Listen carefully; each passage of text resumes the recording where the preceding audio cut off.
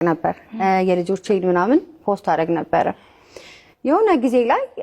ማለት በመልካም ትዳር ወይ ደግሞ በመልካም ቤተሰብ የምናቃቸው ሰዎች ድንገት ተጣሉ ይባላልና ይሄ የምትፈራው ነገር አለ ስታይ አይ እስኪ ትንሽ ደበቅ ላርገው ያዝ ላርገው ነገር ማለት ጀመርኩና እንዳለ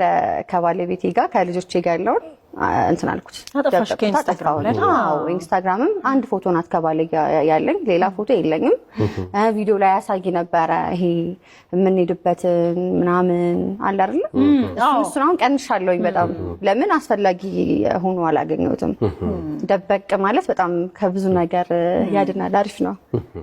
እና አሁን ለስራ ማድረግሽ ምን አስብሎሻል ስታጠፊ የሚሆነ ነገር አለ አዎ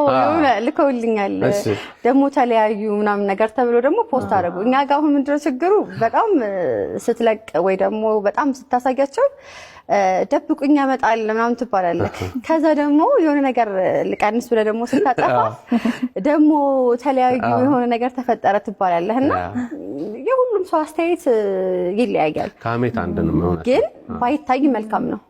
አሁን ትዳርህም ልጅህም ምናምን ፋሚሊ ባይታይ መልካም ነው ስራህን ብቻ ብታስተዋውቅበት ሶሻል ሚዲያ ባይነኝ እና ያው ከዛ ወገንኛለሁ